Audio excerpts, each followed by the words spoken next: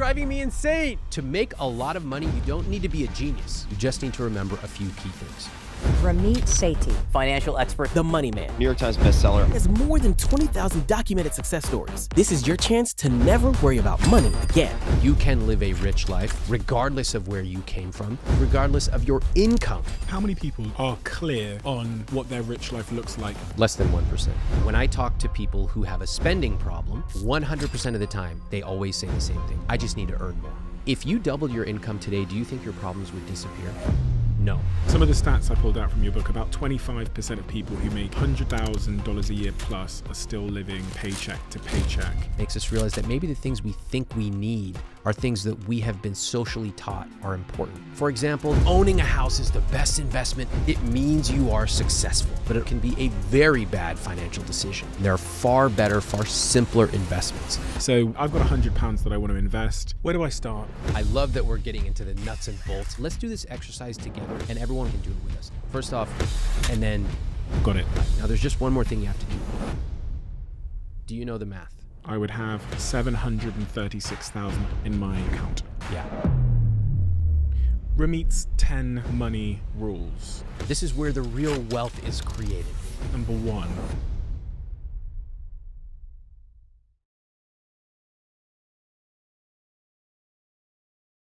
This episode changed my perspective on money. I'm an investor. I've been investing for the last 6-7 years at different levels. Big companies, small companies, the S&P 500, funds, you name it. But Ramit changed my mind. He changed my mind on money, spending, investing, and he changed my mind on something that I think 95% of you that are listening to this podcast and that are about to listen to this need to have your mind changed on too. That if you have the right philosophy towards money, the right perspective and mindset towards money, then there is a path to living our rich life, to becoming rich, that enough people are not talking about. He debunks the myths of money, the limiting beliefs about money, and he confronts all of the unhelpful advice about money that stands in the way of you becoming rich. There's an app on my phone that I now have installed because of this conversation. And there are 3 big investments that I've now made in my life because of this conversation.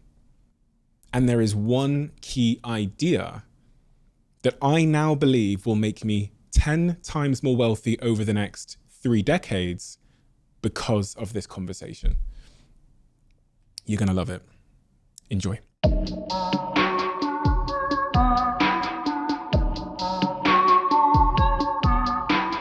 Ramit, someone's just clicked on this podcast on YouTube, on Spotify, on Apple, and they saw the title, they saw the thumbnail, they thought that sounds interesting. Tell me why you think they should stay and listen to what we're going to talk about today, what they stand to gain if they give us their time. Whenever someone hears someone talking about money, they get rigid. They instantly think that someone's going to come in and tell them, you can't spend money on lattes, you can't go on vacation, you can't buy any new clothes, save all your money until you're 90 years old, and maybe, just maybe, then you can spend it. And I don't believe in any of that. I think you should spend extravagantly on the things you love as long as you cut costs mercilessly on the things you don't. I think you should live a rich life today and an even richer life tomorrow. And so when you combine money and psychology, you start to understand that there is more to a rich life than just some number in a spreadsheet. People already know they should be saving more. They know about compound interest. They may not know the intricacies, but they understand if they invest some now, they're going to have more later. So what's stopping them? That's been the central question that I'm fascinated with for the last 20 years. That's why when I studied human behavior and persuasion and psychology, I was obsessed with this question of what are the things we know we should do, but we still don't. You can live a rich life regardless of where you came from. You can live a rich life regardless of your income. Now, of course, having a higher income dramatically helps. But just like fitness, we can all improve where we are. And that's what we get to talk about today. When you talk about the language of money, what do you mean? I mean understanding the nuts and bolts of money. So just the same way that we all learn how to drive. We learn the rules of the road, when to use our turn signals. Most of us do not have even the equivalent knowledge of money. For example, the basic language of money would be, what percentage of your income are you saving and why?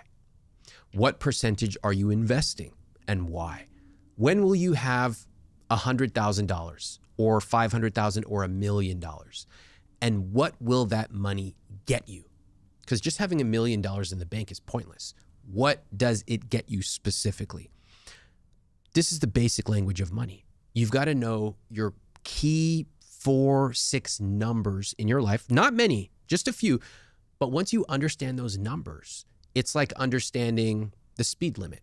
Understanding the speed limit means you understand a lot. There's a rule of the road. If you go too fast, what's going to happen? Why do these rules exist?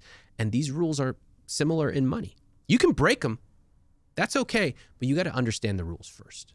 What are those numbers that I need to know? There's 4 numbers that I really like to track. I track these myself, and these are the numbers I encourage. The first is your fixed costs. Okay. Those would be your rent or your mortgage, your any debt payments, groceries, the money that you are spending every single month that is essentially fixed. And the number I recommend for that is 50 to 60% of your take-home pay. So that would be, if you're spending 50 to 60% of what you make, what you take home on your rent, your groceries, any debt payments, your car, you're in good shape. Okay. The next one is your savings. That would be roughly 5 to 10%. Savings would be things like an emergency fund, savings for a down payment, for a car, things like that. Third is investments. This is where the real wealth is created. And for this, 5 to 10% of take home is fine. Of course, the more you put in, the more you're going to have. And then the fourth category, the one I love the most, is called guilt-free spending. This is going out for cocktails in New York. It's buying a beautiful shirt. It's treating your friends, whatever you love, yoga, 20 to 35% of your take-home pay. So if you're watching or you're listening to this, just take 15 minutes.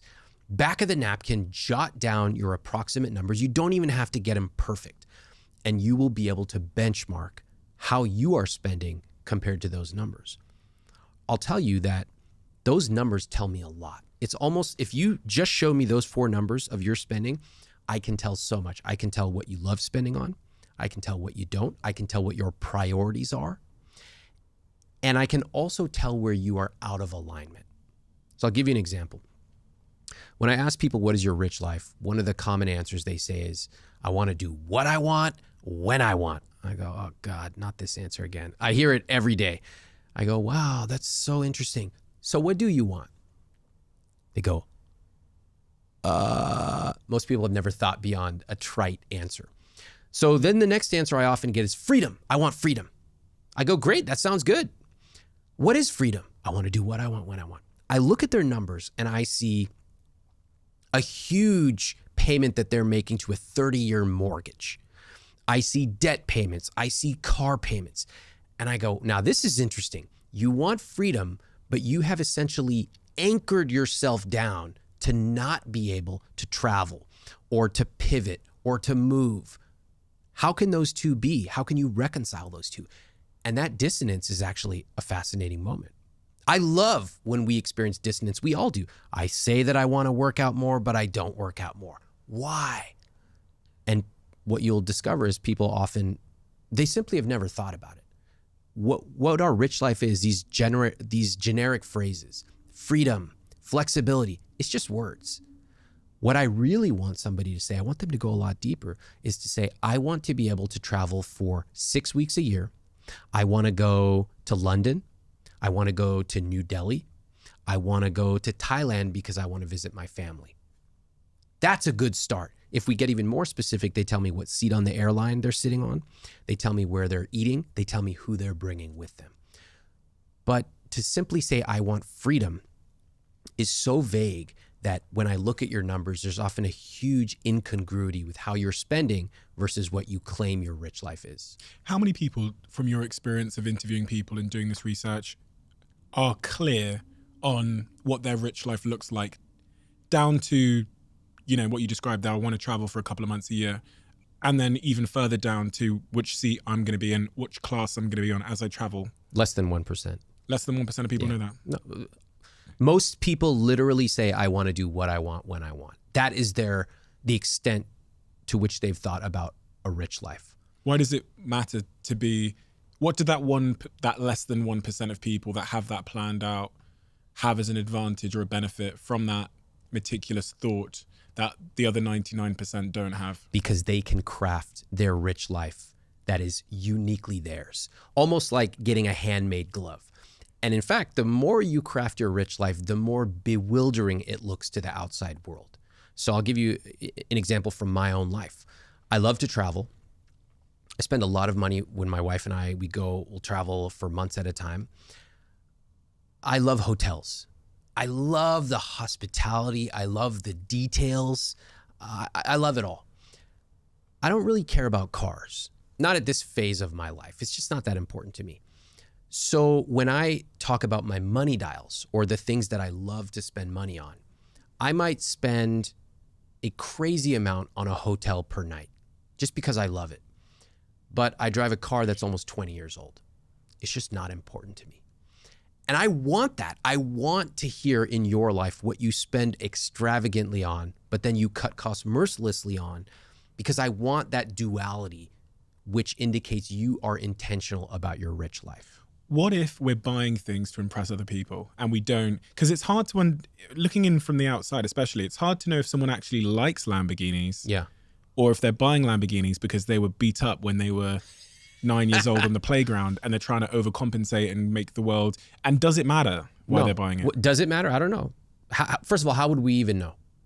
How would they know? Is there a difference, do you think, just in your opinion, on the impact that purchase has on us, whether we're doing it intrinsically or we're doing it extrinsically? Because I reflect on some of the things that I spent money on and I go, that was for someone else. Whereas there's other things I spend money on, which are maybe health related or travel related, like convenience, flying in a nice class on a plane, which I go, no, that's actually adding a lot of benefit to my life. Whereas that mansion I bought out in the countryside when I was 23 or whatever was a terrible decision. It took me away from my friends because it was an hour and a half outside of the city. Yeah. And none of my friends ever came to it. So I was just arriving at midnight after work in this fucking mansion with this tennis court by myself, sleeping for 3 hours and then driving another hour and a half back to the city where all my friends and work were.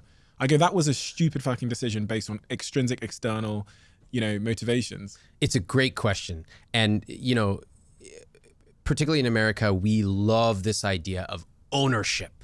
We are taught you've got to own. Owning a house is the best investment. It means you are successful. And if you're renting, no one really says this, but what they deep down say is you're a loser. Yeah. Okay. This individualistic strain really runs deep. And it has led a lot of people to make poor financial decisions. First of all, you might be surprised to hear my view is that owning can be a good financial decision, but it also can be a very bad financial decision. In fact, I rent by choice. And living in New York, for example, I lived here for a long time. I knew that if I were to buy, I would be losing thousands of dollars every single month because it actually cost more than twice as much to own than to rent. But can you imagine the type of pressures even I got from people who would come over and say, oh, so do you own this place? The place that I was renting. I said, no, I rent. And there was this visible moment of confusion. They're shaking my hand. They know that I'm the I will teach you to be rich guy, but I rent. How can you be teaching money, but you rent? Isn't renting for losers? And I have to say, because I was rock solid confident in my decision, that pressure did not affect me. But I want to also say that a lot of us buy things based on status. Like the idea that we don't buy things based on what people around us think is nonsense. We buy things based on status. To deny it is absurd. But I do think that for the big purchases in your life, like a house, a car, the big things, you've got to run the numbers. And if you decide, hey, you know what? I want to buy a house, even though it's going to cost me an extra $600,000 in opportunity costs and phantom costs, but I'm going to do it. because I like it or it makes me feel good, I say, God bless. But if you simply make decisions based on what other people around you do, then you will discover, like you did, I thought I was going to feel a certain way, and I don't really feel that way. And that, for me, is an opportunity for you to interrogate your own beliefs. And money is like a personal zero-sum game, right? Like, so I can't just spend indefinitely. So buying that ridiculous house out in the countryside takes away from something which might have genuinely brought me closer to happiness, like, I don't know, going away with my family or whatever it might have been. You talked there about buying property. I find that really curious because the popular narrative is, for most people, the minute they get any decent amount of money is to buy your first house. And that's what people do. They take a 10% deposit or a 20% deposit, whatever it might be, and they buy a house. Why is that a poor investment? Why is that a bad thing to do? Because that does kind of sit counter to the popular narrative. Well, we have to remember, first of all, where the popular narrative came from. In America, if you ask people what is the American dream, the answer is inextricably tied up with a single family home with a white picket fence. That's not an accident. That is the result of decades of messaging. Some might call it propaganda. First of all, most people in the world do not live in single family homes like we do in America. That has caused a lot of issues. But to leave that part aside, this is how most people think about buying a house. They think, grandma bought a house in Austin, Texas in 1970 for $100,000. Grandma just sold it 50 years later for $1 million. Grandma made $900,000. They go, it's the most profitable thing you could do, buy a house. I go, okay, that sounds really nice. Did Granny factor in how much she spent on maintenance for the past 50 years? No. Did Granny factor in inflation and how that affected her return? No. What's inflation? Did Granny factor in the opportunity costs of what that down payment could have been used if invested in the S&P 500? No. And did Granny look at all these phantom costs such as interest on the loan? No. It's not simply the bigger number minus the smaller number. That's wrong. That is simplistic. For the biggest purchase of your life, you've got to go deeper. Again, when I was living here, I kept a very close eye on real estate. And the place right next to me, same square footage, same number of bedrooms, same everything, it would have cost 2.2 times what I was paying in rent. So just to give you an example, if I was paying $3,000 a month, it would have cost about $6,400 a month to own. Okay. I said, you know what? I like renting. If I have a problem, I just text my landlord. I took the $3,400 I would have spent owning when factoring in phantom costs, maintenance, interest, taxes, all that, and I simply invested it. And I made more money doing that than I would have owning. What about if you're buying somewhere for the rental income? That can work. So owning real estate as an investment can be part of a well-diversified portfolio if you run the numbers. Right now, there's a lot of hype. People go, I'm going to buy a house, and if I don't like it or whatever, I'm just going to rent it out. Okay, fine. But you've got to remember that if your mortgage is $1,000, that's not just the amount you're paying. There's a lot more. In fact, in my estimations, I add 50% to that price. So $1,500 a month, which would include a roof repair happening 19 years from now. We've got to amortize that out. Labor costs, interest, all that. If you can rent it out and make a profit, fantastic. It cash flows, that's awesome. What you discover is that most people who buy a primary residence, the place they want to live in, they buy it because they want it, and then they tell themselves it's an investment. Buying a house can be an investment, but oftentimes it's not. And there are far better, far simpler investments. Here's my key message. I want to make sure nobody misunderstands me. I've been accused of saying buying a house is bad. No, I never said that. In fact, I will buy a house myself one day. And when I do, it's going to be a terrible financial decision, and I'm going to do it anyway. My key message is, for the biggest purchase of your life, you've got to run the numbers. Sometimes buying can be a good financial decision. Often renting can be a good financial decision. Run the numbers and never feel guilty for renting. As it relates to buying a house, I've always been hesitant because I'm scared really of the point you mentioned about being anchored to a location. So the way that I've kind of justified that away is by saying, well, I'll just Airbnb it when I'm not there, or I'll rent it out if I decide to move to New York or whatever. Is there a cost in the opportunity of being less flexible about where you can be, that people don't think about, especially when they're younger? Yes. And they're probably a little bit unencumbered by, life at that point. Yes. Buying a house is one of the most profound financial decisions that will affect your lifestyle ever. You can sell a car, even at a minor loss, but selling a house involves massive transaction costs and labor that most people don't anticipate. One of the reasons that I rent is for lifestyle reasons. Financial, yes, I make more money renting and investing the difference than I would owning, but also lifestyle. I don't know that I'm going to be in the same place for 10 years, which is one of the key things that I would encourage people to decide before they buy. You want to know that you're going to be there for at least 10 years, because then you can spread all those transaction costs, spread them out over 10 years. They become much more affordable. It's kind of like buying an expensive jacket. If you buy it and you wear it once, that's really expensive. If you buy it and wear it over 10 years, it becomes a lot more affordable. Now take that, multiply it by 1,000, and that's a house. Particularly for young people, I don't give a lot of unsolicited advice. I used to do it when I was young, when I just learned about money, and I realized nobody really wants to hear it. They really don't. If somebody comes to me, they come to my blog, my social media, great. Otherwise, I'm not going around telling people you should do this. Once in a while, though, I get a young person asking me, I'm just about to graduate from college. What advice do you have for me? And at that moment, the best piece of advice that I have is move where the action is. And typically that's a big city. So that would be where there's more jobs, where there's simply more people if you're looking for relationships. And there's a lot of tacit knowledge that happens in big cities. Like, oh, have you tried this? Oh, what have you seen that musical? Have you tried this thing, this idea that's going around?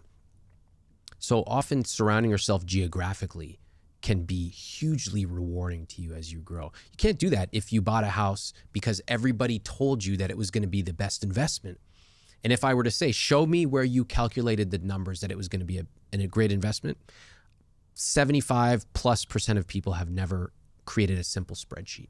How does buying a house compare in terms of returns to something like investing in the S&P 500? It's quite poor, actually. Really? Yeah, over about 100 years, there's great research showing that it has essentially matched inflation. It's been slightly above inflation. People find this mind-boggling. Again, because they think somebody bought a house for $100K and they sold it for $1 million, so it's $900K. But they don't properly factor in inflation, opportunity costs, phantom costs, all that. It's really hard to factor these numbers in, but it's critical because it's the biggest purchase of your life. I'll give you another example of where people don't properly factor it in. Some people pay a financial advisor 1%. They go 1%. It's not a big deal. I'll pay 1%.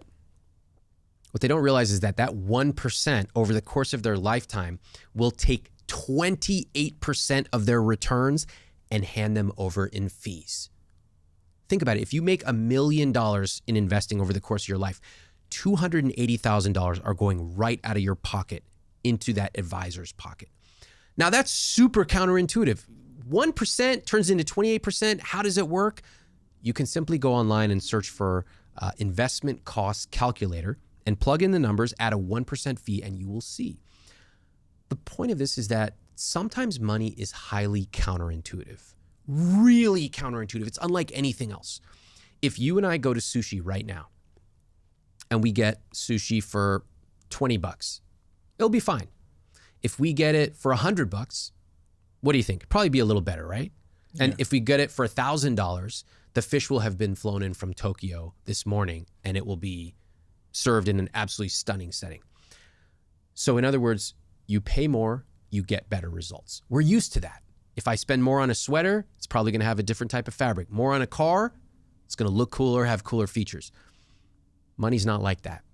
If you spend more, you don't get better returns. You don't get better anything. In fact, if anything, you get worse returns. People find this mind-boggling because it's counterintuitive. But in investing, costs matter. In buying a house, you've got to run the numbers because they are totally counterintuitive. Quick one before we get back to this episode. Just give me 30 seconds of your time. 2 things I wanted to say. The first thing is a huge thank you for listening and tuning into the show week after week. It means the world to all of us. And this really is a dream that we absolutely never had and couldn't have imagined getting to this place. But secondly, it's a dream where we feel like we're only just getting started. And if you enjoy what we do here, please join the 24% of people who watch this channel regularly and have hit that subscribe button. It means more than I can say. And if you hit that subscribe button, here's a promise I'm going to make to you. I'm going to do everything in my power to make this show as good as I can now and into the future. We're going to deliver the guests that you want me to speak to, and we're going to continue to keep doing all of the things you love about this show. Thank you. Thank you so much. Back to the episode.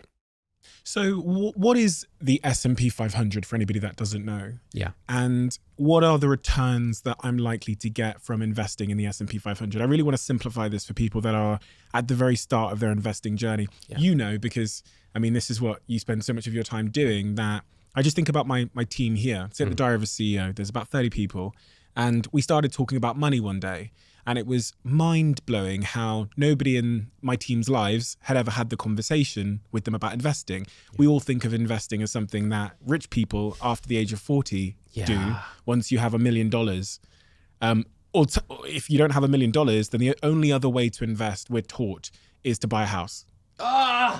This is driving me insane. It's true though, isn't it? Yes, and that's the central part of my work, is that you can live a rich life, and that rich life can be richer and more vibrant and more personal than you ever imagined. If you want to travel, you can travel for longer than you ever thought. You can travel, for me, at nicer hotels. You can spend more time with your children, with your loved ones. Whatever your rich life is, you can do that. But you've got to learn a few key basic things about investing and money. So let me tell you what I would tell my family when they come to me. They go, how should I start investing? The simplest way that I advise my family is I say, get a target date fund. So let me explain what that is. A target date fund is one fund, just one, and you pick it based on the year that you're going to retire. So if you're going to retire in 2050, if you're going to be 65 in 2050, you go and you find that one fund. It's called a Vanguard 2065 fund, or Fidelity 2065, or Schwab 2065. There's lots of brokers. These funds, it's one fund. All you do is put money into it. That's it. The fund, like a pie chart, is automatically diversified. So as you get older, it gets more conservative, because somebody who's 75 years old should be investing differently than someone who's 25. One fund.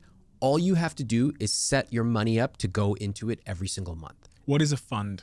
A fund is a set or a basket of stocks and maybe bonds. So we've all heard of, companies like Microsoft, Google, whatever. A fund owns lots of these, right? And that's important because we've heard diversification, like you should have diversified your investments. Okay, well, how do I do that? You don't need to go and buy 20 stocks and then figure out how much of each to do. That's too much work. And honestly, most people are not good at that, even professionals. You buy a fund which automatically owns lots of stocks, like hundreds of them. And over time, all you, the individual investor like me, have to focus on is putting money into it automatically. So a fund, essentially, I've got £100 that I want to invest.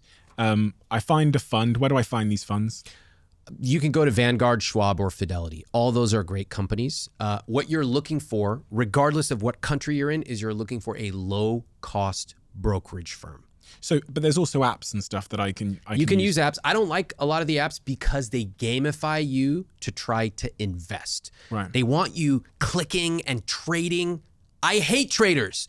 You do not want to be a trader. Traders lose money. Investors treat investing like watching paint dry. That's how sexy it is. Trust me, I'm not getting my entertainment from investing. I'm going out, go watch a movie, go watch Netflix. But investing is boring and automatic. That's how it should be. I used a company called Hargreave Lansdown in the UK who have an app when I first started investing. When I first started investing in funds, they had a very ugly app, so I wasn't very compelled to use it. I think it's better now, but I would just do it on desktop, which I do get your point, because you don't want to be you don't want to screen all of that notifications. I like ugly. It should be ugly. And you don't want it to be too accessible. Correct. I don't want to be able to check it every day. No, look, on my phone, you will see no investing apps. Yeah, smart. There should not be. Yeah. Why do you need to log in and check it every day? What's the point? Yeah. In fact, most people should check it every 3 to 6 months. And here's how you check it. You log in on your desktop. Wow, it's up. Wow, it's down. Okay, bye. You're not tweaking anything. It's like making Thanksgiving dinner. Once you've put the turkey in the oven, just let it sit. Do not fiddle with it, because you're only going to mess it up. And in this case, you're letting the turkey cook for decades. And that fund, so I've got £100. I go on a website. Yep, Vanguard, Fidelity, Schwab, whatever they are. I have no alliance to any of them. Neither do I. There's various ones in the UK. I actually do recommend Hargreave Lansdown just because it's simple. And I think investing in funds, there's no fees. There's no fee associated with the investment itself. Obviously, they might take a percentage depending on which fund you're investing in. I take my £100, and in investing in Hargreave Lansdown, there's no minimum. Great. From what I understand. And there's no, if you invest in a stock, they charge £12 per investment. But if you invest in a fund, it's free. I put my £100 into a fund. The fund is essentially taking £1, one of those pounds, and investing £1 into Facebook. It's investing £1 into Google, £1 into Shopify, £1 into Spotify, £1 into Nvidia or whatever. It's doing that for me. It's managing it for me. It's making the decisions for me. I just put the money in every month, whatever I can, and I leave it. Yeah. And let's go even deeper. I love that we're getting into the nuts and bolts here, because, honestly, most people, they do not know how to invest. Literally, what website do I go to, and then what do I do? The fund owns these different stocks, and some will go up and some will go down, and it's inconsequential to you. All you need to know is you own this fund. Now that you've opened up an account and you've sent $100 or $1,000, great. You've made one of the most important decisions of your life. Now, there's just one more thing you have to do. Set up an automatic transfer so that every single month you have a certain amount of money going in. Now, if you don't know how much money, use my conscious spending plan guideline. What did I say? 5 to 10% of take home is a good guideline. All right. You should be able to do 5%. Trust me. Anyone who comes to me, they go, Ramit, there's no way. Must be nice. I can't afford it. I go, show me where you're spending your money. I guarantee you I can find 5% to send in every month. Now, you're not trying to send it in. I don't try to brush my teeth in the morning. It's a habit. Investing is even easier than brushing your teeth because you set it up automatically. The investment fund will automatically draw from your checking account, and it will pull in $100, $500, $1,000, whatever your number is. And so you're not going to log in for 3, 4, 5 months. You're going to log in a few months later. You're going to be like, oh my God, I didn't even realize that all this money is in here. When you add that plus compounding over many years, that is how real wealth is created. So I don't want anyone to think that you have to be rich in order to start investing. One of the ways you get rich is by investing. I've got a friend that's currently actually in this building at the moment, and I had this conversation with them about a year ago, gave the advice that you've just given there. And about 2 months later, this individual, who I shan't name, came to me and I said, how's your investments going in that fund? And they said, oh yeah, I had bills. I had a credit card bill, so I took it out. Oh yeah, she treated it like a checking account. Investments for me are places to accumulate wealth. I don't draw from it. That's what a checking account is for. So what that is there's two parts to what your friend is saying. One is mentally, she's thinking that this investment account is just money I can draw from if I need it. So I would sort of gently change the way she thinks about it. The second is I guarantee her account structure is a little subpar. So here's how I would set it up. This is in chapter 5. It's all automation because trust me, I don't want to spend time transferring money back and forth. I don't spend any time on that. You get paid, your money goes into your checking account.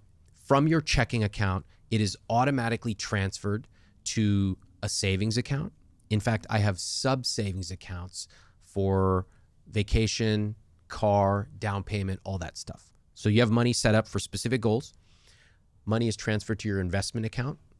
It's transferred there. I'm not going to touch that money. I'm going to let it cook.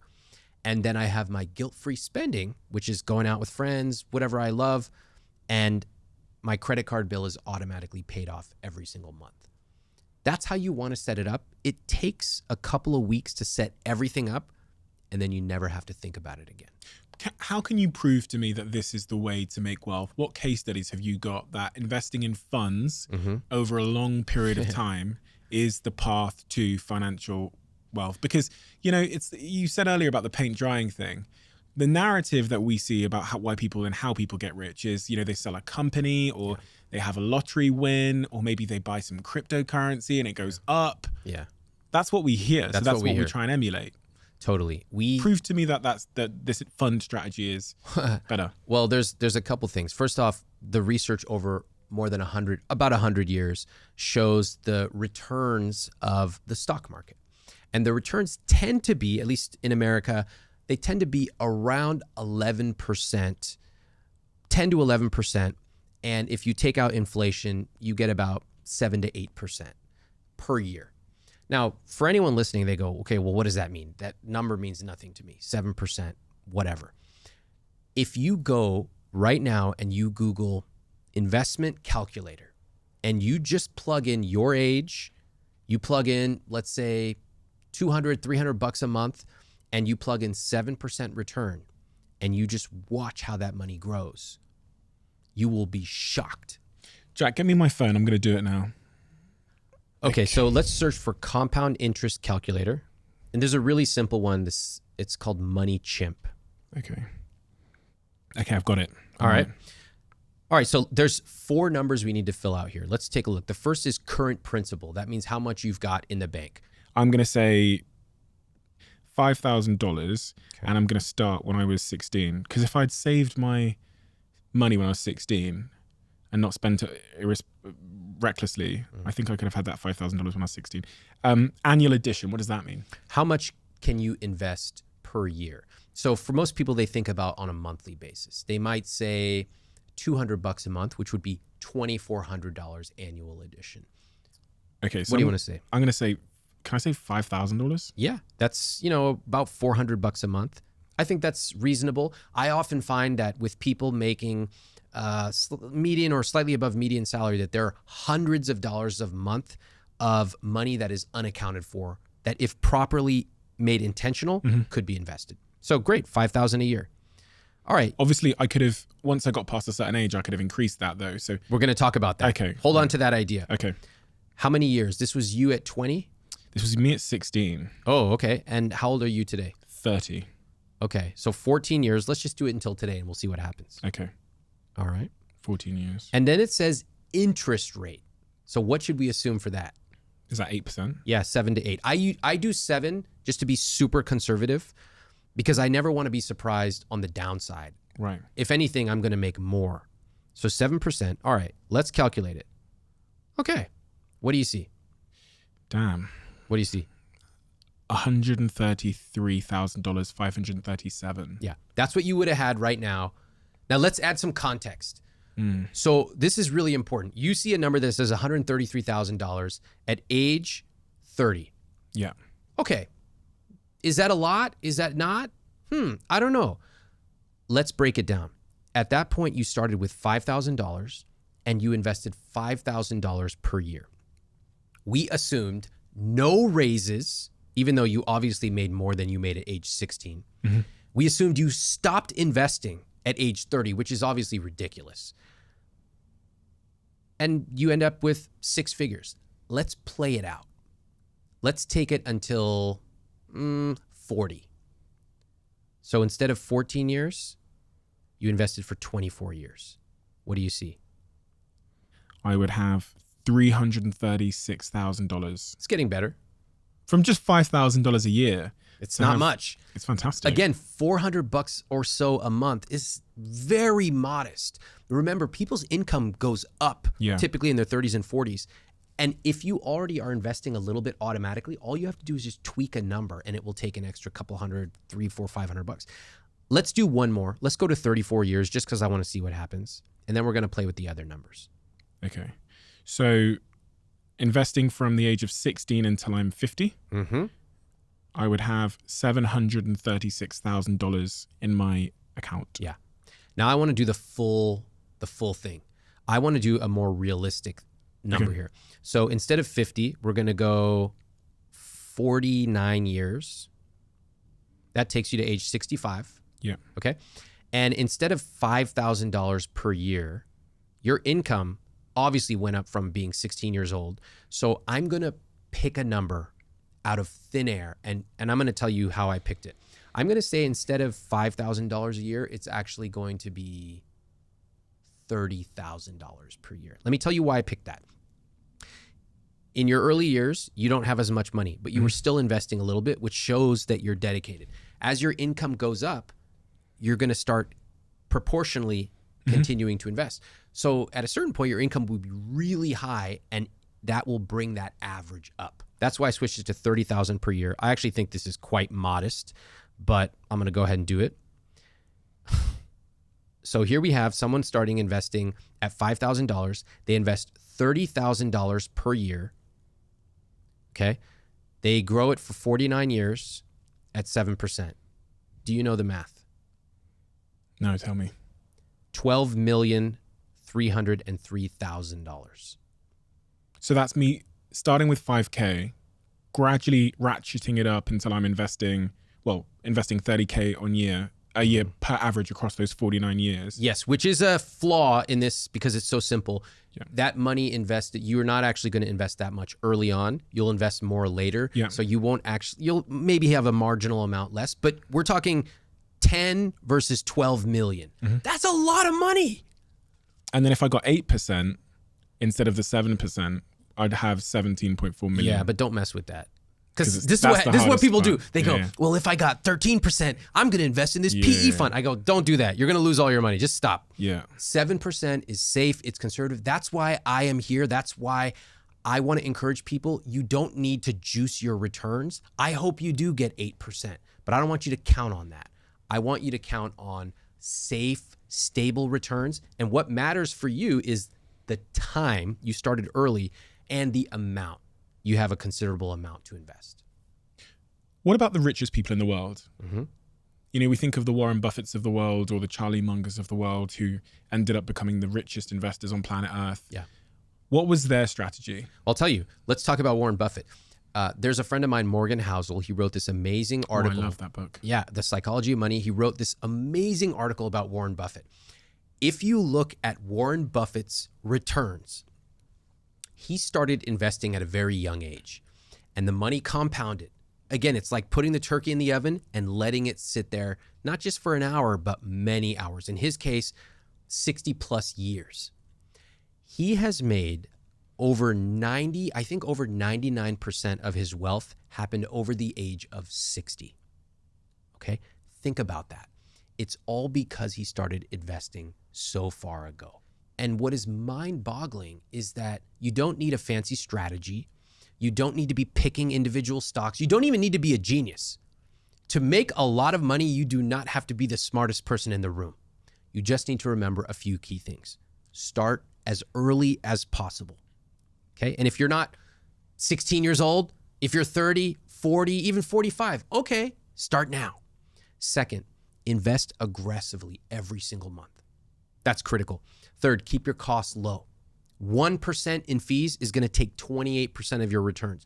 2% is going to take over 55% of your returns. Keep your costs low. If you do those things, you will have more money than you ever imagined.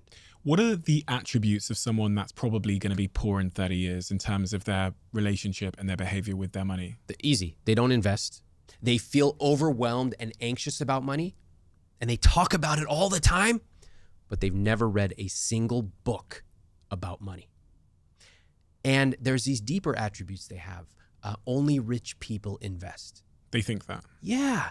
And that's why I'm here. I want everyday people to know, just like me. I started off, my parents immigrated from India. I had no special investment knowledge, but I had two parents who were educated and encouraged me and said, learn this stuff. Here, we'll do it together. And that was a gift. Everyday people can build tremendous wealth, which in and of itself is impressive, but it's even more impressive when that wealth is used to live a rich life of adventure and spontaneity and generosity. Some of the stats I pulled out from your book, about 25% of people who make $100,000 a year plus are still living paycheck to paycheck. According to a recent survey of millionaires done by the US Trust, 83% of the wealthy say their largest investment gains have come from small wins over time rather than taking big risks. Yes, this is counter to everything we see on TV, because on TV, it's really boring. What, are you going to look at my Vanguard account? Oh, wow, compounding 7% per year. It went down 8% last year and it went up 9% this year. So boring. So we see these cool stories of business owners, and we're both business owners. It is cool. But a tremendous amount of my own wealth will come from low cost, long-term methodical investing.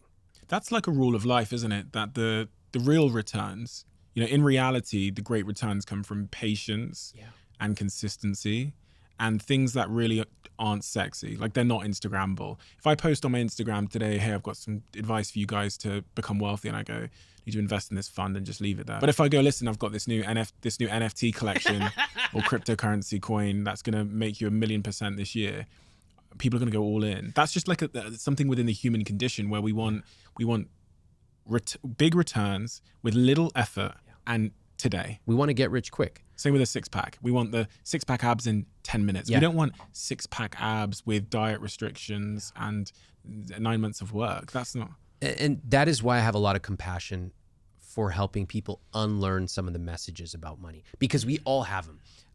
We all have the equivalent of, I want six-pack abs. But we also have something in life that we've spent time to get really good at. And we know that the secret is basically consistency. If I go ask someone who's an amazing cook, hey, I want to cook like you, how do I do it? What are they going to give me use cinnamon? No, they're going to say, get in the kitchen and cook every single day for 5 years, and you're going to learn about when to use salt and when to cook it for longer. Fitness, you want to ask someone who looks really good or feels really good about their body, they're going to give you some secret workout? No, they're going to say, I show up when I feel good. I show up when I don't. I show up. Let's think about the people that might be listening now. So there's going to be someone that is they're a bus driver, or they are a social media manager. They are a cleaner. They're a teacher.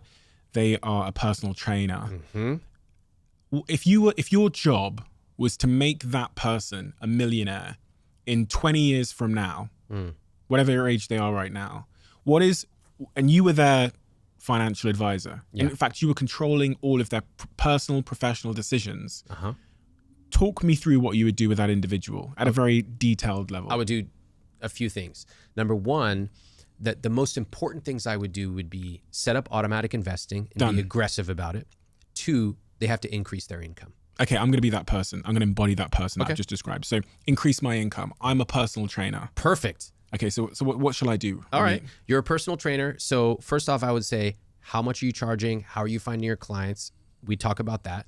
And let's say you're charging $100 an hour and you have clients, they say, how long do they stay on average? That's exactly what I'm 2 charging. months. Perfect. Great. They stay longer than 2 months. I'm very good. How long do they stay? 3 months. 3 months. Wow. Okay. You're very good. All right. So your average client is worth few $1,000s. Yeah. Great. So you're making, let's say, $60,000, $70,000 a year. All right. The first thing after I understand all this information, I would say, all right, we're going to double your income. How are we going to do that?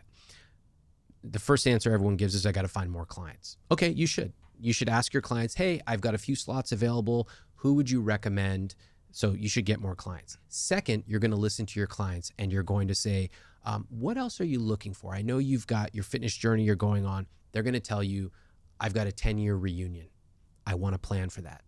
Another person is going to say, gosh, I know I should be eating healthier, but it's really hard for me. So you're thinking about it. Here's what you do. You package up meal planning services. You can either do their macros for them and charge them a little bit extra. Let's say an extra $200 a week or $200 a month. You can also partner with a food delivery service and you coordinate with that company to feed over their macros and it gets delivered to them and you take a small cut. Right there, you've added thousands and thousands of dollars per year per client as long as they stick with you. In addition to that, you can do group sessions. So you go, hey, I'm going to do a weekend session. I'd like for you to invite your friends. Invite them for free. And of course, of the people who come, let's say you get 15, 20 people to come, you do a free little session on Saturday. You go, I'm a trainer. I work in Soho. I have 3 open slots. That's how you're finding new clients now. So you're doing 2 things. You're finding new clients. You're increasing your average lifetime value per client. Okay. That's 2 things. Now let's do one last thing. Let's increase the duration that they stick with you. They're sticking with you for 3 months. Give them a special offer to stay with you for 6 months. So when they sign up, they work out with you for a month. You say, look, it's $100 right now. If you stick with me for a 6-month plan, I will give you my sessions at $95 per plan. You'll save X 5%. 1, 2, 3. You've increased. And if we did the math, you may have doubled your revenue. You certainly boosted your profit in a huge way.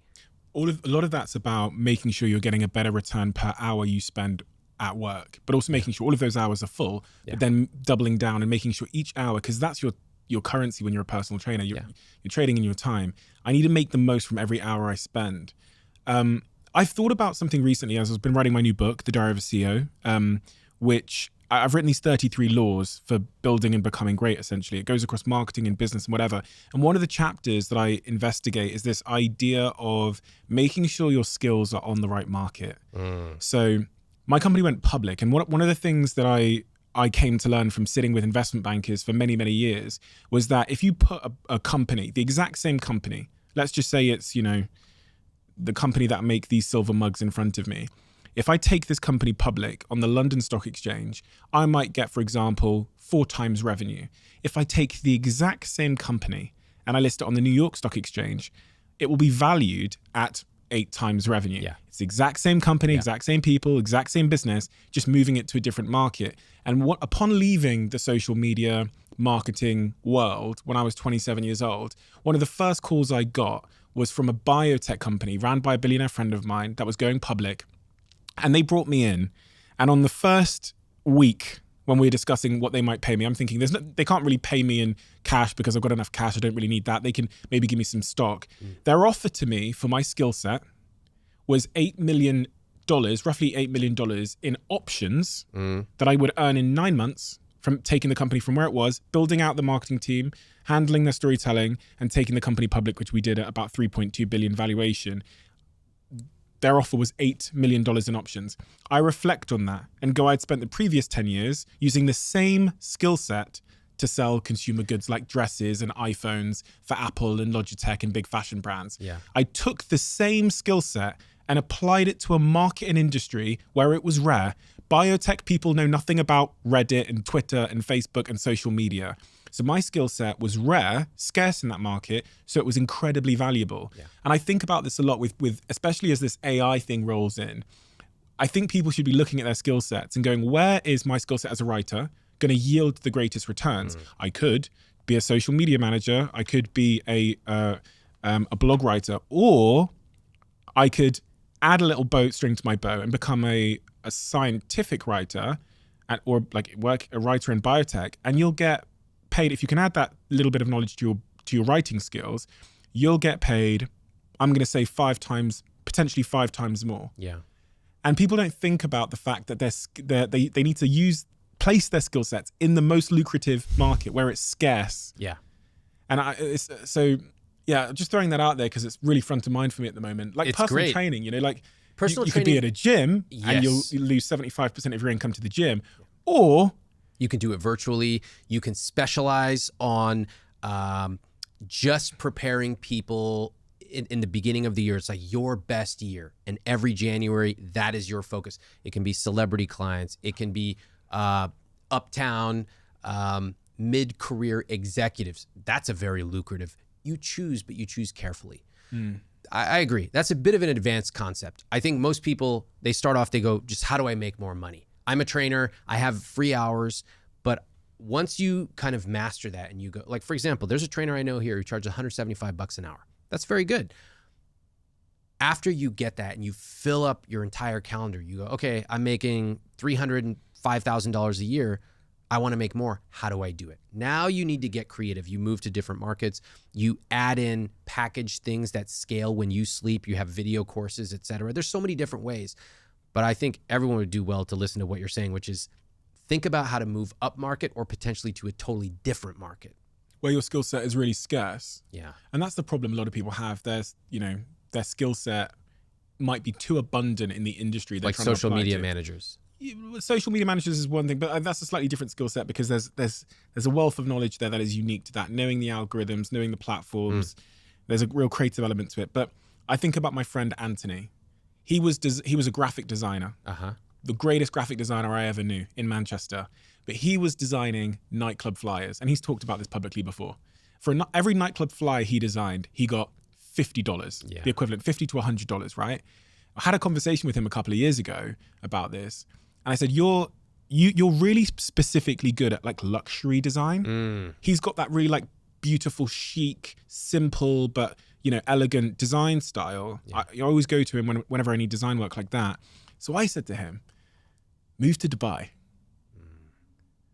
and go there and help design luxury brands. Yeah. And this guy did it. So he went from Manchester, where he was doing nightclub flyers, to moving to Dubai. And without revealing his financial position, what I can say is the same hour per piece of work is now yielding him tens and tens more in returns. Instead of getting $500, he's getting $50,000 for a project. And it's just moving his skill set, the same thing, designing on the same software, to a different industry which will appreciate and pay him more for the same skill. The lesson I take away from that, beyond his willingness to actually make a change, which is amazing, is that most of us do not think in terms of discontinuous jumps. We think, okay, I have $100 a month. What if I had $120 a month? Well, 20% is quite good. That's amazing. But what if I had $500 a month or 5,000? That's a discontinuous jump. And to get those kind of numbers, something big has to change. In business, moving markets, developing a new skill, partnering, all those things. But it's different. In investing, it's primarily time. And that's where we're not attuned to it. We go, well, I only have like a couple $100 a month to invest. That's nothing. It's only going to turn into a few thousand. You go, no, you're not thinking about time, because the human mind is not made for compounding. So plug it into a calculator and you will be blown away. Same thing, buying a house. You're only thinking of how expensive your rent is, which granted, rents are very expensive, but you're not actually factoring in how much time and money it costs to pay taxes and maintenance and interest on your loan. You've got to get smart about running the numbers. And when you start to sit back, when you learn the basic language of money and you understand how you feel about money, whether it be I like status or I like luxury or I don't really care about XYZ, when you understand your own feelings, suddenly you can almost look at the chessboard dispassionately. You sit back, you go, okay, I see what's going on here. I even see how I am a player on the game of life when it comes to money. And then you start to say the most powerful question of all, what if? What if I earned more? What if I spent less? What if I decided I actually love traveling 2 months a year or buying a house because I can decorate it the way I want? What if? And then you can start to make moves that line up with your rich life. Someone comes to you and they say, what about crypto? I get that question a lot. Oh, God. What about crypto? Should I be investing in that? My friends told me about this new coin and I'm thinking of putting a couple of £1,000 into it. I get this all the time. God. Should I invest in that coin that my friend told me about? So I get this question a lot. I got it a lot a few years ago. Yeah. Let me tell you what happened. You know, people read the book. They know that I'm a fan of low cost, long-term investing. And then all these crypto nuts grow up and, well, they grow up to be, 19 years old. And they go, oh, Ramit Sethi, such an old guy, such a Luddite. He doesn't understand investing. This is the new future. Fiat is dead. I go, I have a couple of questions for you. Number one, what does the rest of your portfolio look like? They go, portfolio, I put it all in on crypto. I go, oh God, okay. Second, do you think that it's normal to get 4,000% return per year when over about 100 years, the stock market has returned approximately 7% per year? They go, yeah, that's because fiat is dead, you idiot. We're going to the moon. I go, you're going bankrupt. And many of them did lose a tremendous amount of money. My view on crypto is, if you have a well-diversified portfolio, and you want to have a little bit of fun with 1, 2, even 5% of your portfolio, go ahead. And that could be crypto. It could be an individual stock. It could be investing in your friend's bar in Brooklyn. It could be whatever you want. But you got to limit your risk. And what you find is that the type of people who tended to be attracted to crypto tended to be extremely risk-seeking. And in fact, they saw diversification and risk management as boring for old people. This game is a marathon. You want to live a rich life, you want to be living it for 60, 70 years. I'm not trying to get 10,000% returns and then blow out. And that's what happened to many of them. I mean, part of the problem here is that when we do get our 10,000 returns, 10,000% return moment. Yeah, we think it's going to be 10 million% if we just But we also go tell everybody. Oh, of course. You never hear anyone saying, let me tell you something. Thank you for saying that. I went on Twitter because, I mess around with these crypto guys a lot on Twitter. I have a great time doing it. I go, hey, where'd all the crypto bros go? Everyone seems to have disappeared in 2023. Where'd you guys go? And there's just like crickets, where in 2020, they were really coming out, guns blazing. I said, if you have lost a lot of money from crypto, send me an email. I want to share your story. I'll keep you anonymous. I have a lot of people who follow me on social media. I got less than 3 responses. We love to share our successes. We love it. We do it with crypto. We do it with buying a house and selling it for a profit. We do it with business. We do it with all that stuff. But you almost never hear anyone saying, oh my gosh, I bought this. I sold it for 1/5 the price. Oh, and by the way, because of the transaction fees associated, I actually lost like 80% of my money, or 85% of my money. You never hear that.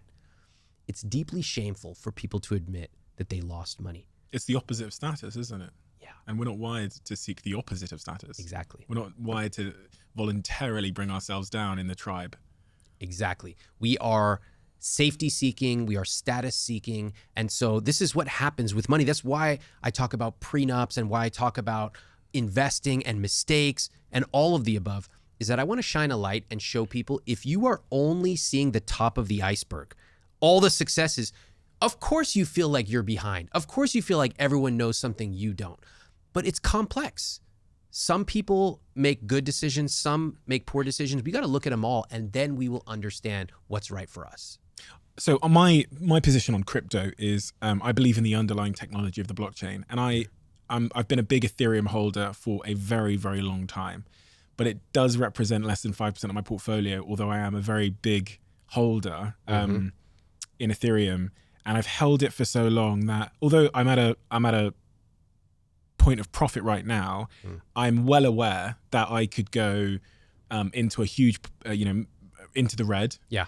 Irrespective of that, it is inconsequential to any decisions or my financial portfolio at large.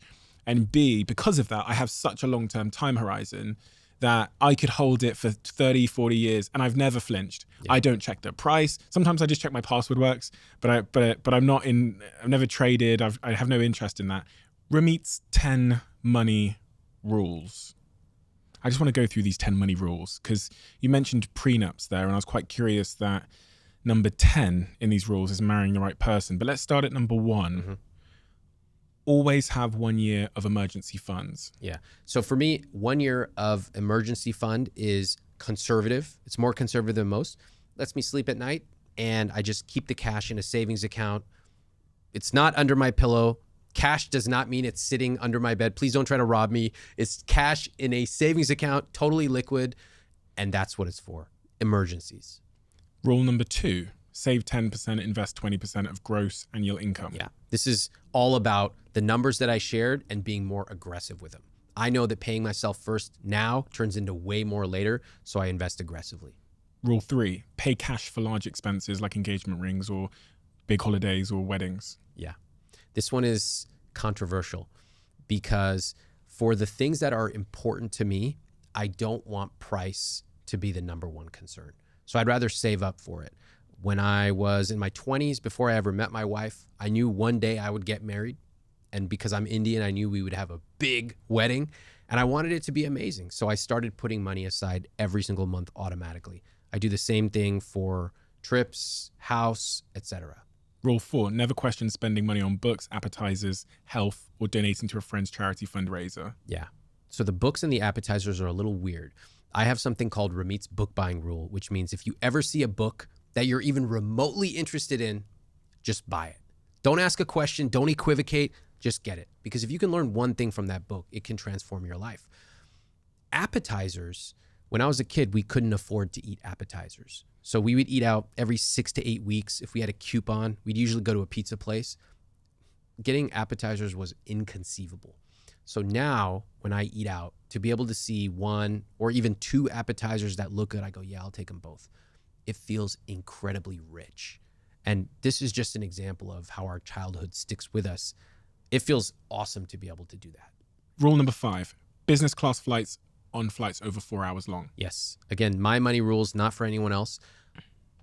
When I was in my early 20s, I would get on a flight and I would actually in my head scoff as I was walking from the front of the plane to the back. I'd be like, why would anyone spend 4 times the money paying for a first class ticket? It makes no sense. We're all getting to the same place. Ha ha ha. I wish instead of disparaging that, I would have gotten curious. And I wish I would have said, wow, if somebody can afford to get those seats, why would they? I wonder what they're spending money on. Aren't we all getting to the same place? And if I had gone from disparagement to curiosity, from D to C, I would have understood that some people have their office paying for it. Some people do it for health because they want to get there. They want their back to feel good. They maybe need to go to a meeting. And some people just have enough money that they can do what they want. And when I started to become more curious about money, that opened up my eyes to be able to spend on certain things and spend extravagantly, but also to realize, wow, maybe I try this certain type of food once. Cool. I don't need to do it again. So for me, my money rule, so that I don't have to decide every time I take a flight, boom. This is my guideline. It's done. It's written. Never have to think about it again. Rule 6, buy the best and keep it as long as possible. Yes, I love this. I think we all intuitively have this idea of quality over quantity. But if you look in somebody's closet or you look at the things in their house, there may be some incongruity. So, for example, my car is 17 years old. It's a good car. For me, it was a fine car. I don't care. It rides fine. It's a 4-door Honda Accord. I told you, very sensible, long-term, great. Buy the best, keep it for a long time. It's the same with clothes. Those things matter to me. I like that. And so I'll buy something that might seem very expensive, but I'll keep it for a long time. Good for the environment as well. Yeah. Rule 7, no limit on spending on health or education. Yeah, this one is important. I learned when I was in my 20s and I started training and learning from personal trainers and nutritionists that I really loved it. And I also realized that I needed help. I needed great teachers. And so eventually I just realized I'm going to give myself unlimited spending on this. Same for education. So I'm a teacher. I teach different programs. Of course, I'm a student as well. I want to learn from great teachers, from taking accounting classes here at Columbia to buying every conceivable book and digital program there is. I've given myself the freedom to do that. And all that came from, I had a scholarship. I had many scholarships that paid my way through college. And one of the scholarships set up an account for me at the Stanford bookstore. So when I walked in there, I could get literally any book I wanted. It was like Willy Wonka and the Chocolate Factory. For a guy like me to have unlimited books, it was like unbelievable. And when I graduated from college, I realized that would be going away.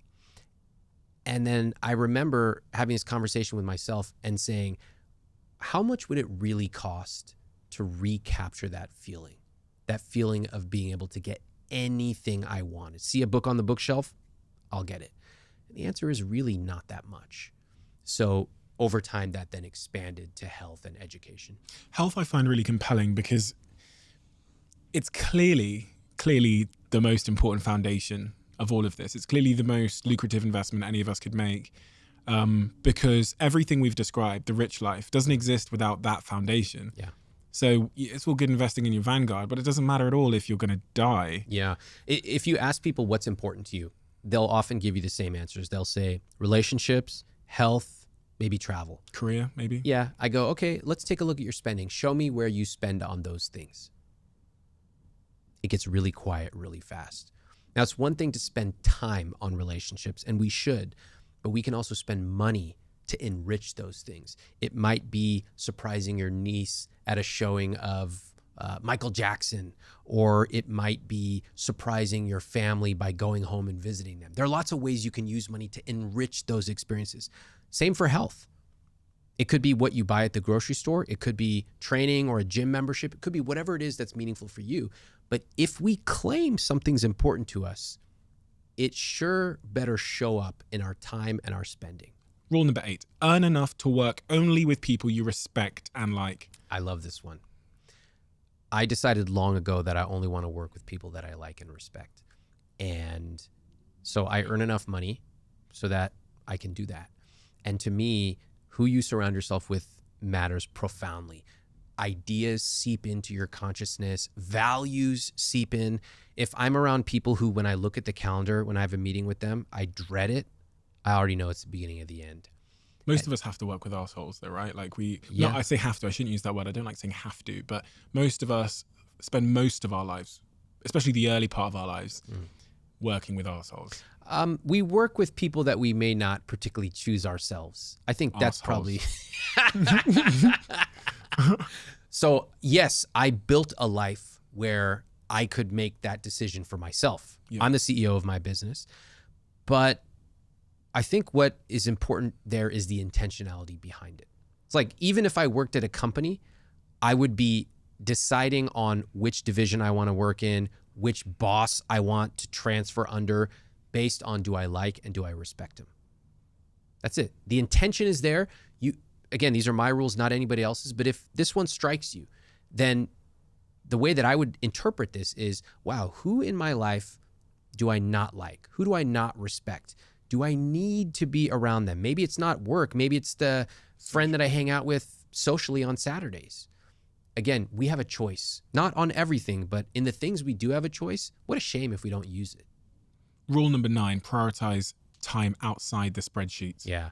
Too many nerds love a spreadsheet and they go, I got to optimize cell B43. B43 never talk back to me.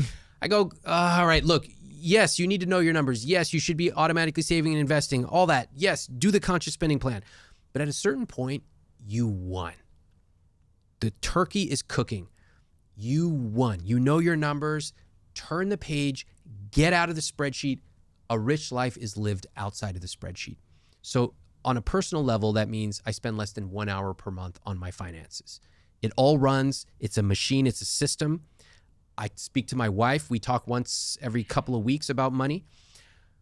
Besides that, do not spend time tweaking, because the rich life is lived having conversations like this, seeing friends, seeing my family. That's where I want to live, not tweaking things endlessly for no marginal gain. Number 10, you mentioned your wife there. Marry the right person. Yeah, maybe the most important one of all. Marriage is the most consequential financial and relational decision we ever make. And people, they're a little weirded out by this rule. They go, what does this have to do with money? I go, what do you mean? The partner you choose will affect where you live, what you spend on a day-to-day basis, what type of house you buy if you do, how often you travel, the values if you have children that you pass down to kids. Of course it's important.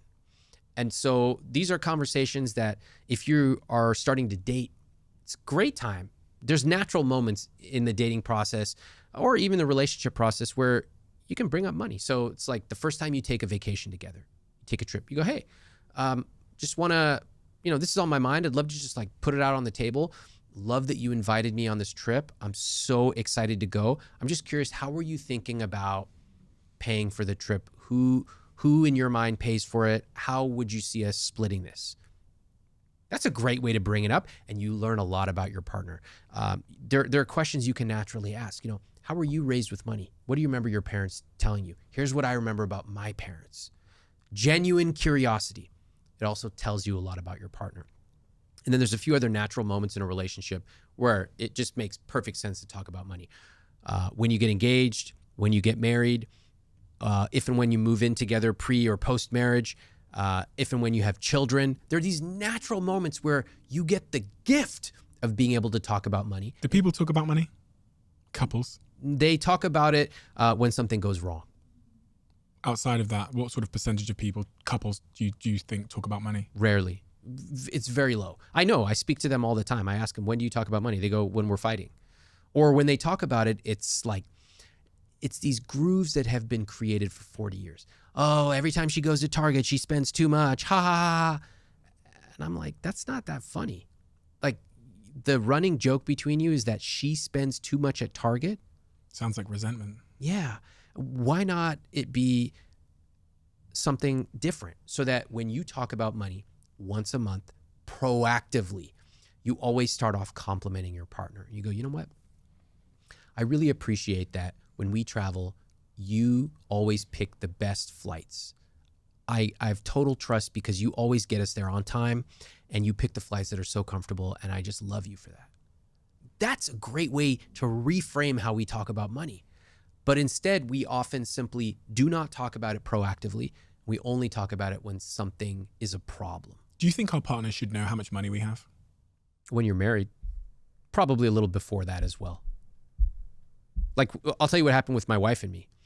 So in my book, in chapter 9, I talk about how to talk about money and when to talk about money.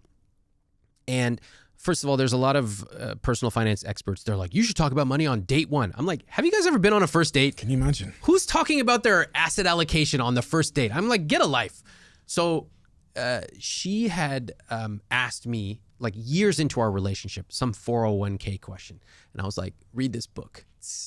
Learn it. It's in there. So I knew all about her money. We had talked about her finances. And then as we started getting more serious, one day she came to me and she said, I don't feel comfortable because you know everything about my finances and I don't know anything about yours. And that was a sobering moment because I realized I had violated my own rules in chapter 9 of talking about money early and proactively. Why didn't she feel comfortable? She didn't feel comfortable because she felt like I knew everything. And she didn't know anything about me. Being in the dark about your partner and their finances is very uncomfortable. We were planning to get married. So what does that mean? Does he have debt? Does he not? Does he have this much money or not? Does he expect me to pay the exact same amount for this apartment because I don't know if I can afford that? What does it mean for children? What does it mean for our elderly parents? All that stuff. This is what money means. Money is not just an amount in a spreadsheet. It's where do we live? Security. Who do we get to be?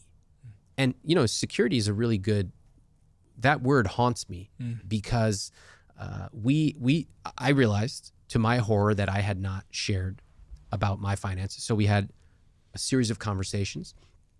And as we got engaged, we had more. We started talking about money a lot. And I mentioned to my now wife, I said, it's really important for me that by virtue of me running a business for so long, I've accumulated this business, these assets, and I love you, but it's important for me that we talk about a prenup. And I was very, very scared. I had talked to a lot of friends, and I'm sharing this because prenups are another thing that always happen in the dark. And I don't want that. I want people to shine a light and to understand how these conversations happen, because nobody talks about this. I'm going to talk about it.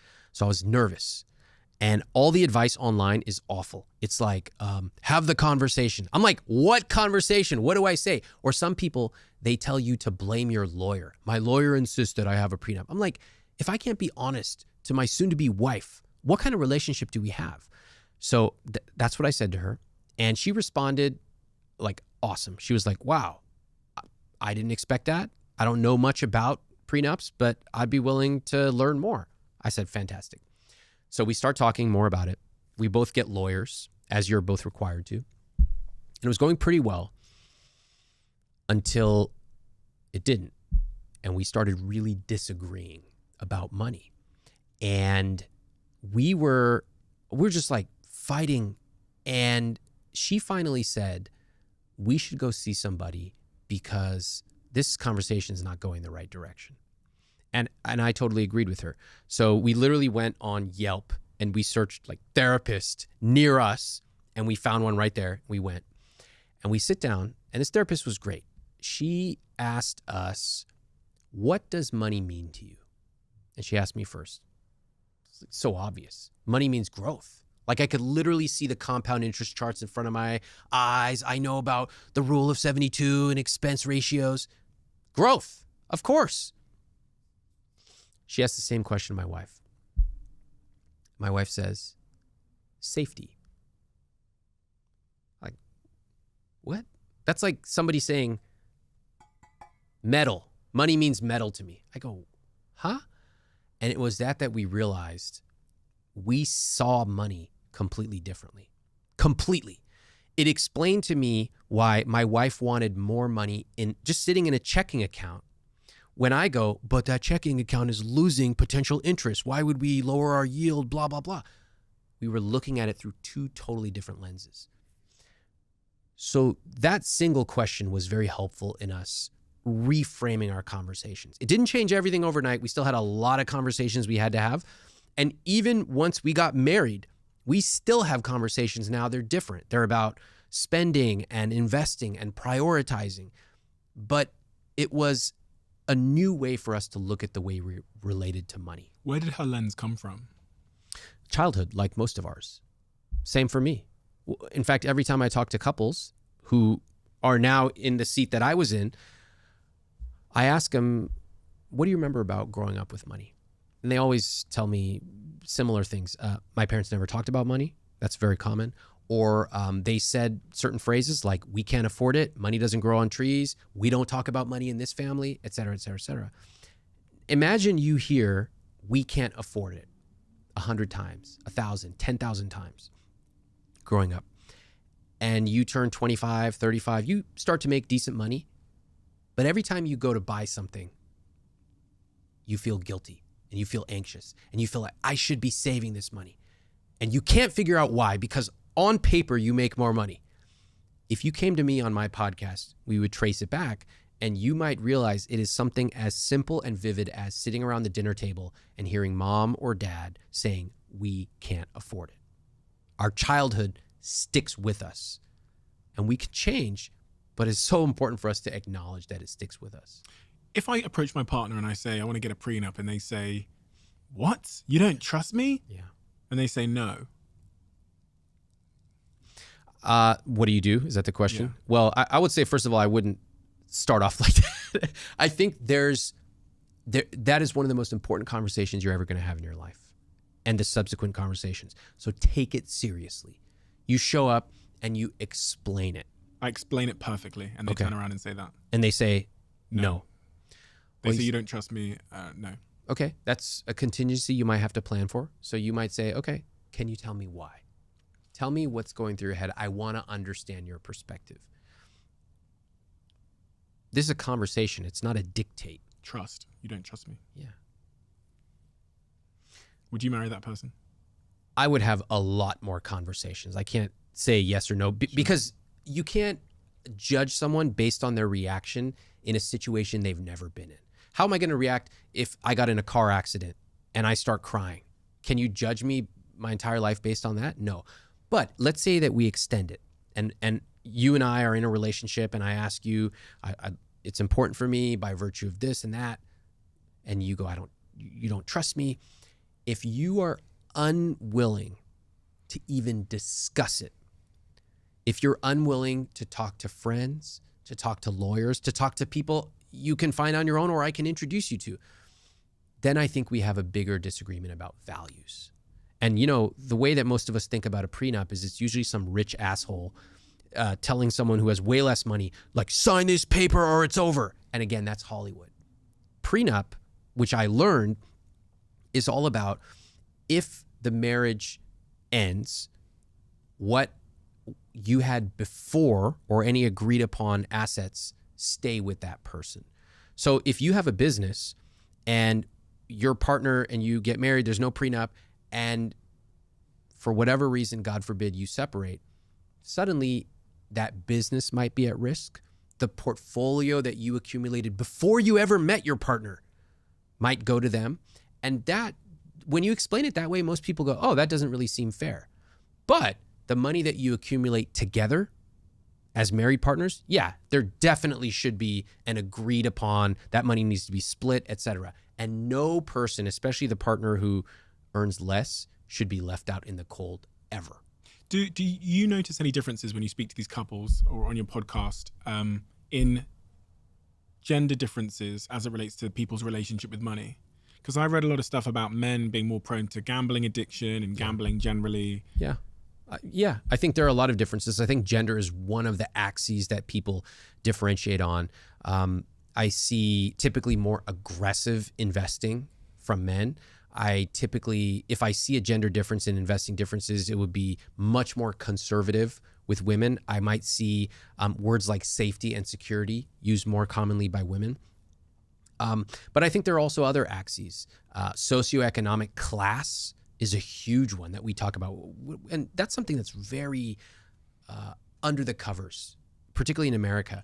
But we talk about it point blank.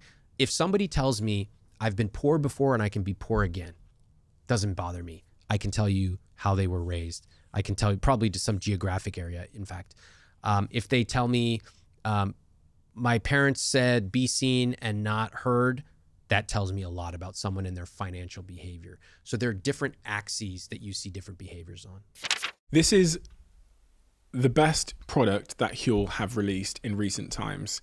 Many of you will think of alternatives to this, but I've tried those alternatives and none of them are as tasty as Huel's Daily Greens. It was out of stock because of the demand. It's now back in stock for everybody in the USA. Right now it's not available in the UK, but when you get a chance, just try it. That's all I'm going to say.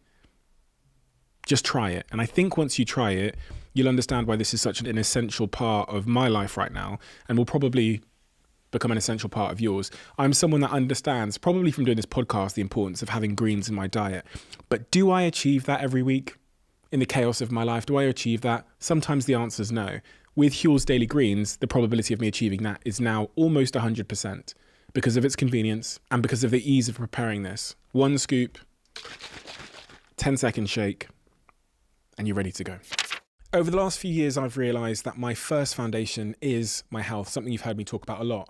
Nothing matters more than that first foundation. So that is why I'm so excited to be involved with a company like Whoop, who are leading the charge when it comes to bettering your health. All my friends have received free Whoops from me because once you've tried Whoop, I think it's like lights turning on to your health. That's the only way I can describe it. My sleep, my performance, my recovery, my stress, it's like someone turned the lights on.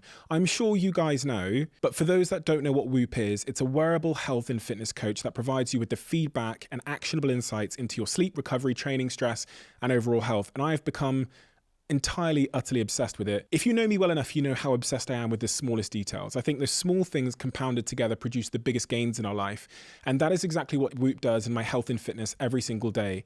Being able to see my 1% gains on Whoop has had a profound impact on my health journey. I highly recommend you try it. All you have to do is search join.whoop.com/CEO to get a free month's Whoop membership on me. And if you do, send me a DM and let me know how you get on. I'd love to know.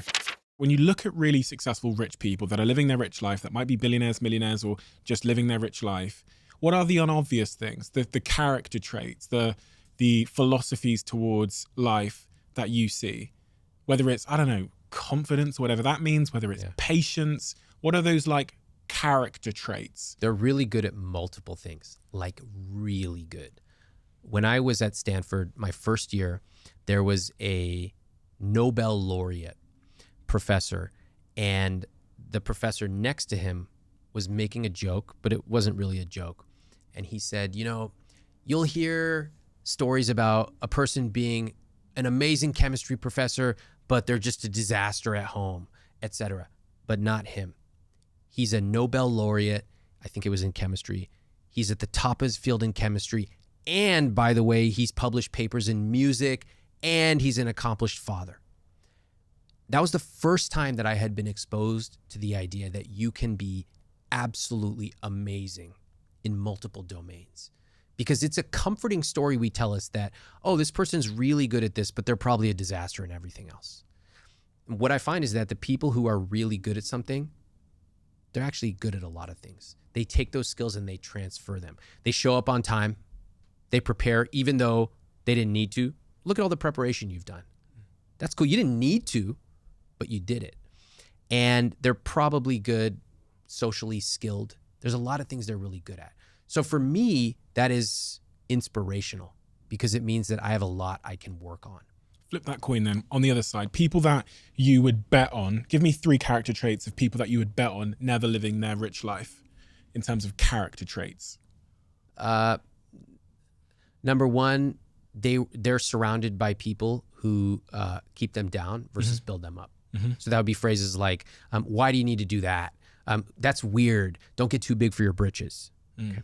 Number 2, impulsive. They make decisions based on what's in front of them versus stepping back and looking at the entire chessboard and having a long-term perspective. And if I were to ask them, tell me 2 things in your life that you do with a long-term perspective, they would probably struggle to answer it. Whereas a long-term thinker would be like, oh my God, I could talk about this for 4 hours. Investing, parenting, travel, what I wear on my feet, and on and on and on. Health, perfect. And 3, no personal vision of a rich life. So if I ask them, what is your rich life? They go, I want to do what I want when I want. I go, yeah, what? I want the house and I want the car. And I go, okay, what type of car?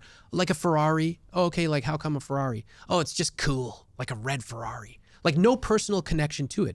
If they were to say, I want a Ferrari because, my uncle once had a Ferrari and I saw the race in Italy and blah, blah, blah. I go, wow. But if it's just things, objects. Driving without a sat nav. Yeah. Super interesting. I wish I'd had this conversation when I was 18. I'd certainly be in a much different position now. I think about if I'd been even more savvy with my money and I'd had it compounding sooner in my life would be a lot different. I ponder, and that's why there was such a pause there, whether it'd be happier. Because I don't even know. If your story brought you here. Yeah. What you did. And look, I wish I had started squatting when I was 14 years old. I didn't know what a squat was. Yeah. And so we play the cards we're dealt with. And then we make the best with what we've got. And I never want anyone to feel like it's too late. There's always something you can do. Honestly, your life has turned out obviously very fantastic. But I love that you grapple with these questions just like anybody. We all wonder, is it too late? What if I'd started 5 years ago? And of course, we can't do anything about that. We have a closing tradition on this podcast where the last guest leaves a question for the next guest. And the question that's been left for you without knowing who they're leaving it for is, what is other people's biggest misconception of you? I think the biggest misconception is that I have a very specific way of telling you what your rich life is. But that's not true. That comes across because people will often interpret what I say about buying a house that I'm telling you, don't buy a house. Not true. I'm going to buy a house one day myself.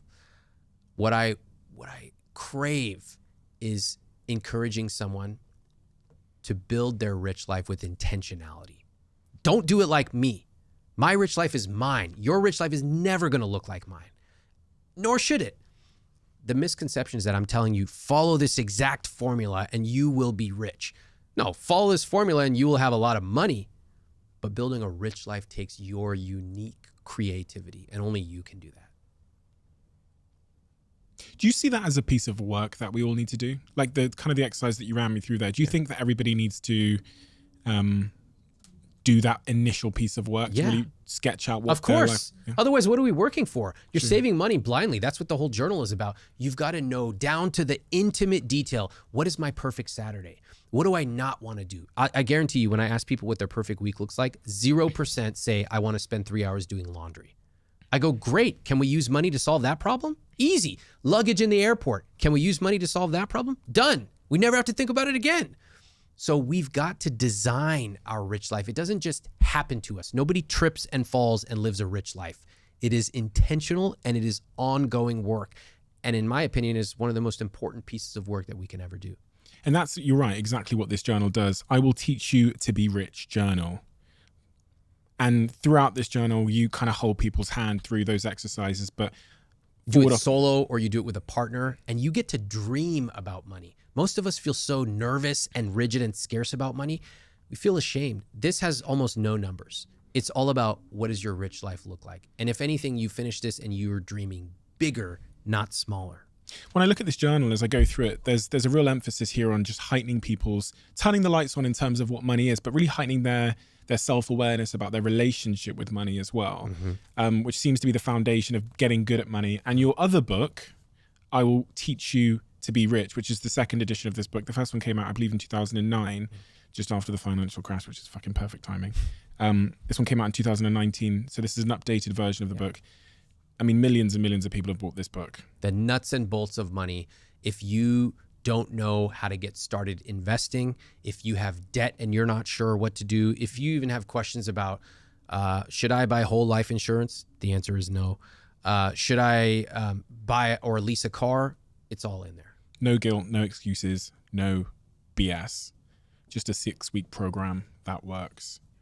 You're referred to as the new finance guru. And I think, we do need new finance gurus because there's not enough financial literacy from the very start of our lives. As you saw from my story where I just my relationship with money was catastrophic, and I could be I'm very aware that I could be in a much different position because of those early mistakes I made and mishaps and my early relationship with money. So people do need to start getting educated with their money because, as I said at the start of this conversation, it is about living your rich life, and that is a subjective thing. For me, it was having the freedom of choice broadly across every facet of my life about where I spend my time and who I spend it with.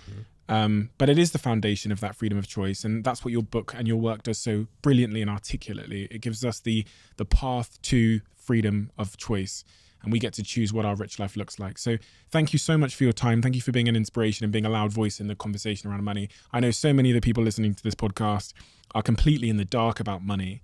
And so having these kind of conversations and having the practical roadmap to how we can improve our relationships so we can unlock the future we want is incredibly important now. And I'm sure it will remain incredibly important in the future because there's going to be a lot of influencers like Instagram and TikTok that are trying to tell us a story about money and aspirations and what we should be aiming at that are unhelpful and counterproductive to our happiness. So thank you, Ramit. Thanks for having me.